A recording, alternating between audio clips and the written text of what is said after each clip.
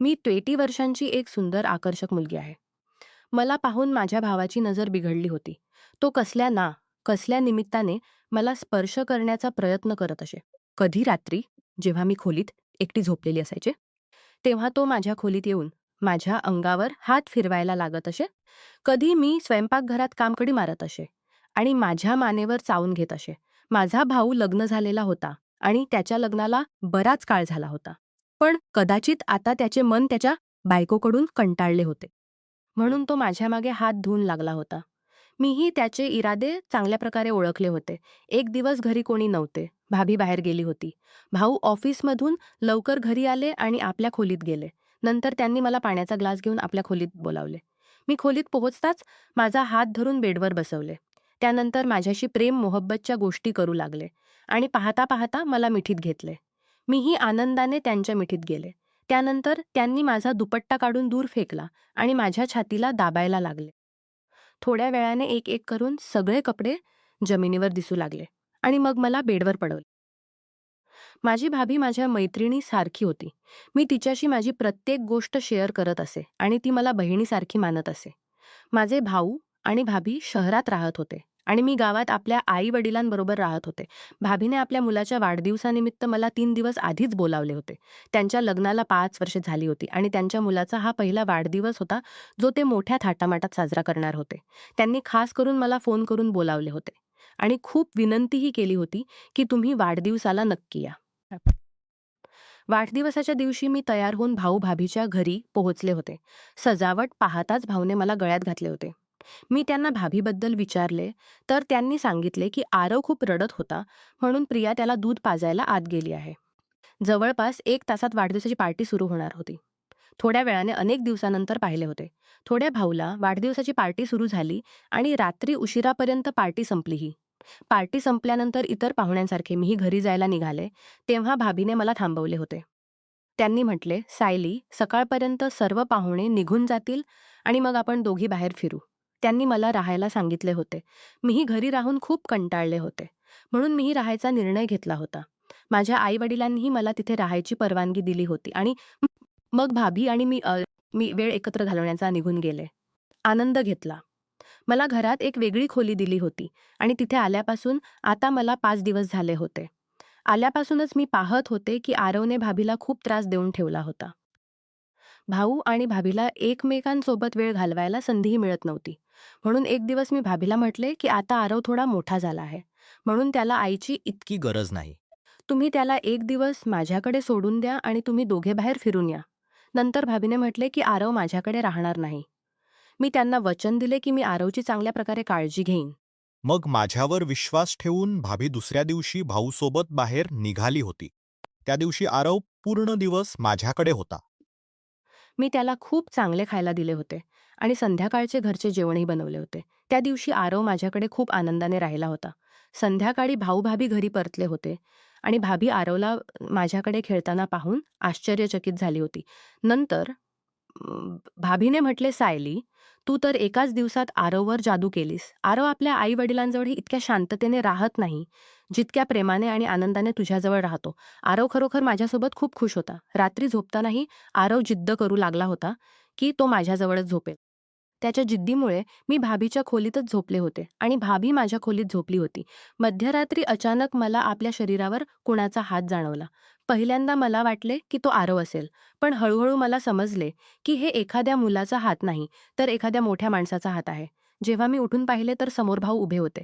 मध्यरात्री ते माझ्या शरीरावर हात का फिरवत होते, हे मला समजत नव्हते.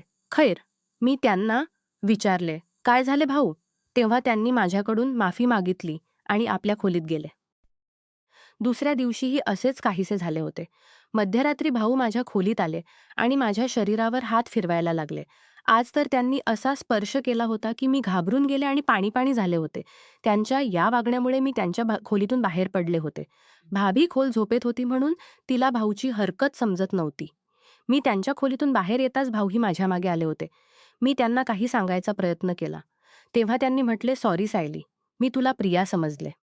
रात्रीच्या अंधारात त्यांची चूक झाली असेल म्हणून मी त्यांना माफ केले होते आणि पुन्हा आपल्या खोलीत झोपायला गेले. काही दिवस गेले होते आणि आरव माझ्यासोबत खूप मिसळलाही होता. एक दिवस सकाळी नाश्त्याच्या वेळी मी भाभीला म्हटले, "भाभी आता मला घरी जायला हवे." मग भाभीने म्हटले, "सायली प्लीज माझ्यासाठी काही दिवस आणखी राहा ना. मला 1 महिन्याचा कुकिंग कोर्स जॉइन करायचा आहे आणि आता आरवही तुझ्यासोबत चांगला मिसळला आहे. म्हणून मी तुला सांगते तू त्याची काळजी घेऊ शकतेस.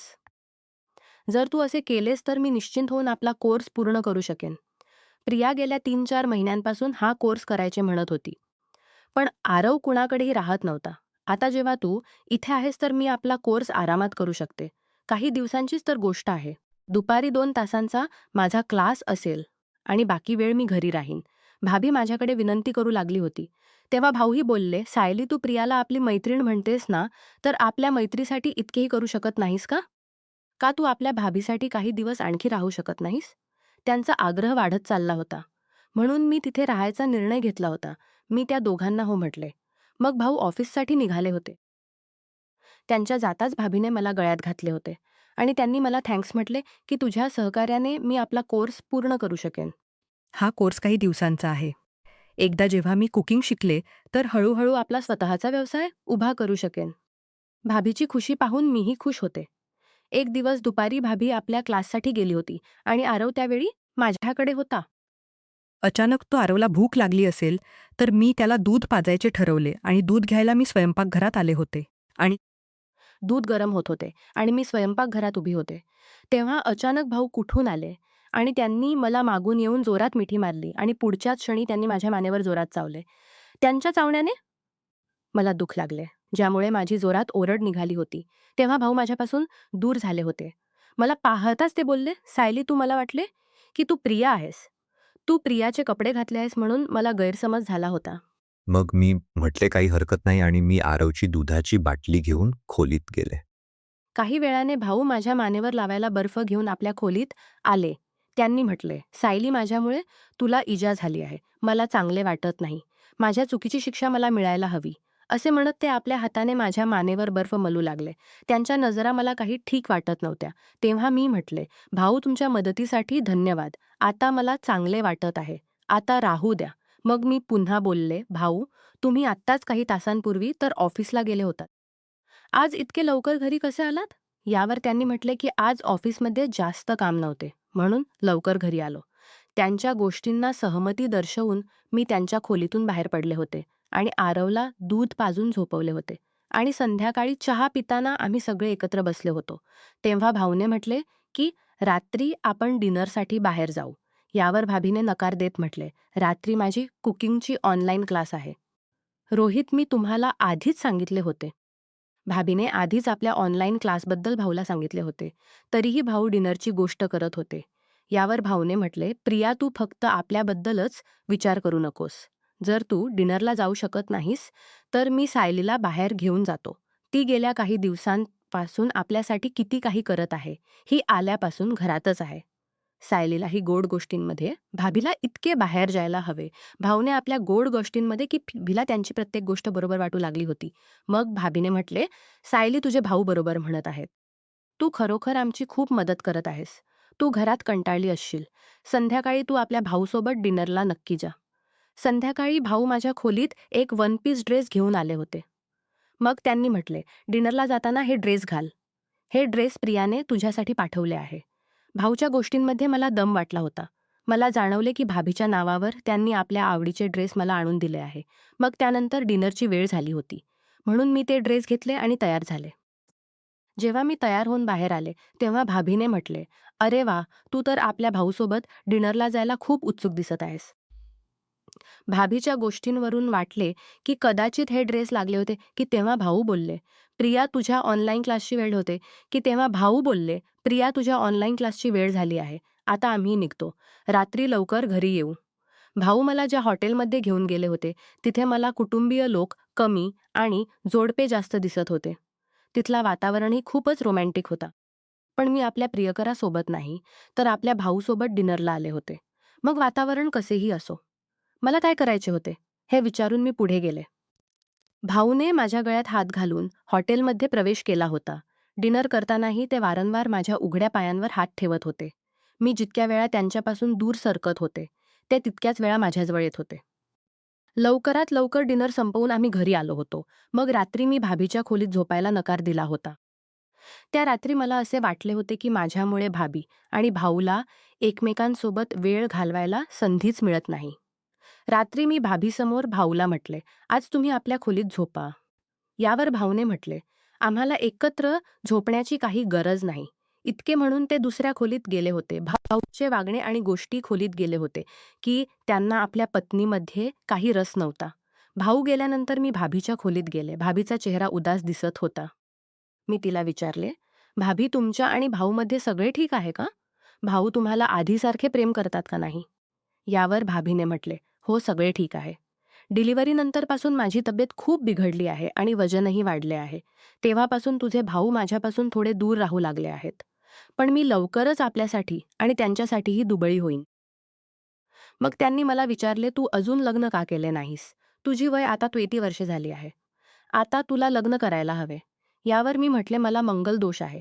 आई-वडील म्हणतात की मंगलदोष असलेल्या मुलीचे लग्न, मंगलदोष असलेल्या मुलाशीच व्हायला हवे. मी 20 वर्षांची झाले आहे. पण अजून मला माझा परफेक्ट जीवनसाथी सापडला नाही. म्हणून मी अजून सिंगल आहे." मग भाभीने म्हटले, "तुझ्यासारख्या सुंदर आणि आकर्षक शरीराच्या मुलीवर कुठल्याही माणसाची वाईट नजर पडू शकते. तू पुरुषांकडून थोडे सावध राहा." गोष्टीत आम्ही झोपलो होतो. दुसऱ्या दिवशी भाभी आपल्या क्लाससाठी गेली. त्यावेळी आरव माझ्यासोबत खेळत होता आणि खेळता खेळता तो झोपला होता आणि मीही त्याच्याजवळ झोपले होते.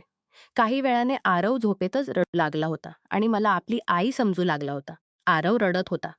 तेव्हा मी भाभीला कॉल केला, पण ती कुकिंग क्लासमध्ये होती म्हणून फोन उचलत नव्हती. आज आरव मला आपली आई समजत होता. त्याला शांत करायला मी त्याला दुधाची बाटली दिली, पण तो दूध पिण्यास तयार नव्हता. बराच वेळ गेला पण त्याचे रडणे अजून बंद झाले नव्हते. शेवटी मी त्याला आपल्या मांडीवर घेतले आणि त्याला शांत करायचा प्रयत्न करू लागले.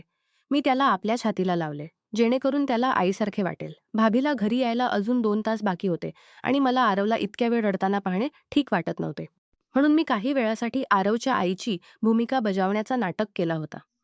मी त्याला आपल्या छातीला लावले आणि त्याला शांत करू लागले.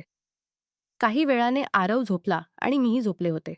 त्यानंतर पुन्हा अचानक माझी झोप उघडली, तर मी पाहिले की भाऊ माझ्यासमोर उभे होते. ते खोलीत कधी आले आणि मला कधीपासून पाहत होते, मला माहीत नव्हते. भाऊच्या नजरा मला ठीक वाटत नव्हत्या. आरवला शांत करायला मी त्याला आपल्या छातीला लावून ठेवले होते. पण नंतर मी आपले कपडे व्यवस्थित करायला विसरले होते आणि तसेच झोपले होते. भाऊ मला त्या अवस्थेत पाहत होते आणि त्यांच्या नजरा लाल होत होत्या. मग मी लवकरच आपले कपडे व्यवस्थित केले. त्यानंतर पुन्हा भाऊने माझा हात धरला आणि त्यांनी मला बेडकडे ओढले होते. मी खूप घाबरले होते. पण भाऊसोबत माझा नेहमीपासून एक वेगळा संबंध होता. मग भाऊने काही असे केले होते की ज्यामुळे मी शांत झाले होते. थोड्या वेळाने आरवही झोपेतून जागा झाला होता. आम्ही त्याला खायला घालत हॉलमध्ये आणले होते. तेव्हा भाभी क्लासमधून परत आली होती. तिने आम्हाला वेगळ्या नजरेने पाहिले आणि लगेच आरवला आमच्यामधून उचलून घेतले. रात्री स्वयंपाकघरात जेवण बनवताना भाभीचे वागणे थोडे वेगळे वाटत होते. तिने म्हटले, "आजकाल तू आरवला आपल्याशी जास्त जोडू लागली आहेस. त्याच्या वडिलांनाही आपल्याशी जोडण्याचा प्रयत्न करत आहेस." मग मी तिच्या खांद्यावर हात ठेवून म्हटले, "तुम्ही अजिबात काळजी करू नका. ना तर तुमचा नवरा वाईट आहे आणि ना तर तुमची मैत्रीण." यानंतरही भाभी माझ्यासोबत थोडी विचित्र वागत होती. जेवताना भाभीने म्हटले, "आज माझ्या क्लासचा शेवटचा दिवस आहे आणि जेव्हा तिचा क्लास संपेल तर मला आपल्या घरी जावे लागेल." भाभीची गोष्ट ऐकून भाऊचा चेहरा फिक्का पडला होता. मीही घरी जायचे इच्छित नव्हते कारण भाऊ आणि माझा संबंध वेगळा होऊ लागला होता. मला खात्री होती की भाऊ कसल्या तरी मार्ग काढतीलच, कारण ते माझ्याकडे इतके आकर्षित झाले होते की मला लवकर जाऊ देणार नाहीत. त्या रात्री झोपण्यापूर्वी भाभीने मला हे म्हणून टोमणा मारला होता, "सायली, लक्षात ठेव, तुझे भाऊ लग्न झालेले आहेत आणि त्यांच्यात काही दोषही नाही." मला याची पर्वा नव्हती. दुसऱ्या दिवशी भाभी आपल्या क्लाससाठी निघाली होती कारण आज तिचा शेवटचा दिवस होता. भाऊही रोजच्यासारखे वेळेवर ऑफिससाठी निघाले होते. पण भाभी घरातून निघताच भाऊ घरी आले आणि त्यांनी मला पाण्याचा ग्लास घेऊन आपल्या खोलीत बोलावले. पाण्याचा ग्लास घेऊन मी भाऊच्या खोलीत गेले. जसेच मी त्यांना पाण्याचा ग्लास देण्यासाठी हात वाढवला, तर त्यांनी माझा हात धरला आणि मग भाऊ बोलले, "सायली, तू मला आणखी किती वाट बघायला लावशील? मी तुला आधीच वेळा इशारे केले आहेत. मी तुला आधीच अनेक वेळा इशारे केले आहेत. जरी तू इतक्या दीर्घ काळापासून माझ्याहून शकलो नाही, जितका मी वेळ घालवायचा इच्छितो. काल तुला त्या अवस्थेत पाहून माझ्या डोळ्यांना चमक आली होती. प्रिया आज पूर्ण दिवस घरी नाही." आपल्याकडे आज पूर्ण दिवस आहे एकमेकांसोबत वेळ घालवण्याचा. मी ही भाऊची गोष्ट मान्य केली होती, पण त्यांना एक प्रश्न विचारला. भाऊ, तुम्ही लग्न झालेले असूनही का माझ्याजवळ येत आहात? जर यामुळे तुमचा संबंध तुटला तर भाभीला वाईट वाटेल. मग तुम्ही तिला काय उत्तर द्याल? मग भाऊ बोलले, सायली, तू काही जास्तच विचार करत आहेस. प्रिया फक्त माझी पत्नी आहे. मी आता तिच्यावर प्रेम करत आहे, कारण माझी नोकरी करू देत आहे. कारण माझी नोकरी गेली आहे जेणेकरून ती काही पैसे कमवून माझी मदत करू शकेल. नाहीतर मला तिच्याकडून काही आनंद मिळत नाही. जर तुला काही आपत्ती नसेल तर आपण लग्न करू शकतो आणि आरवही तुला आपली आई मानतो. मग भाऊने हसत मला आपल्या मिठीत घेतले होते आणि मग मीही प्रेमाने त्यांच्या मिठीत गेले होते. भाऊने माझा दुपट्टा फेकला होता आणि माझ्या छातीला दाबायला लागले होते. तेव्हा आमच्या खोलीचा दरवाजा उघडला आणि भाभी आमच्यासमोर उभी होती. ती मला भाऊच्या मिठीत पाहून चकित झाली होती. जसेच माझी नजर भाभीवर पडली तर मी भाऊला धक्का देऊन आपल्यापासून दूर केले आणि भाभीजवळ येऊन उभी राहिले होते. भाऊने भाभीला म्हटले, प्रिया, तू सायलीला तिच्या घरी पाठवून दे. जेव्हा मी आपली फाईल घ्यायला घरी आलो होतो तेव्हा सायलीने संधी साधून मला गळ्यात घातले होते. भाऊ माझ्याबद्दल वाईट गोष्टी पसरवत होते. त्यांनी भाभीला सांगितले होते की मी त्यांच्यासोबत संबंध बनवायचे इच्छित होते. मग यानंतर भाभी मला रागाने पाहू लागली होती. त्यानंतर भाभीने वळून भाऊला एक जोरदार थप्पड मारली आणि बोलली, मी सगळे ऐकले आहे. नीच माणूस. जेव्हापासून सायले पाण्याचा ग्लास घेऊन या खोलीत आली होती तेव्हापासून मी फोनवर सगळं ऐकत होते. काल रात्री सायलीने मला तुमची सत्यता सांगितली होती. मी अनोळखीपणे सायलीवर आरोप ठेवले होते. पण आता सगळे जाणून घेतले आहे की तुम्ही सायलीला इथे राहायला का आग्रह करत होता. काल रात्री तिने तुमचे खरे रूप माझ्यासमोर आणण्यासाठी तुमच्यासोबत नाटक केले होते. तुम्ही तिच्यासोबत जबरदस्ती करायचा प्रयत्न केला होता. मला समजले आहे की तुम्ही ऑफिसमध्येही कुठल्या तरी महिला कर्मचाऱ्यासोबत छेडछाड केली असेल, म्हणून तुमची नोकरी गेली आहे. आता समजले आहे की तुम्ही प्रत्येक महिन्यात नोकरी का बदलत राहता. गेल्या 6 वर्षांपासून तुम्ही मला मूर्ख बनवत आहात. मी घरचे सगळे सामान सांभाळून ठेवत होते आणि तुम्ही बाहेर मुलींवर पैसे उधळत होता. सायलीने मला ती रंगीबेरंगी संदेशही दाखवले होते जे तुम्ही तिला पाठवले होते. मी भाभीसमोर भाऊचे खरे रूप आणायचे इच्छित होते आणि आता त्यांचे ते रूप समोर आलेही आहे. नाहीतर मी तर तिच्यासाठी सगळे करतला होता.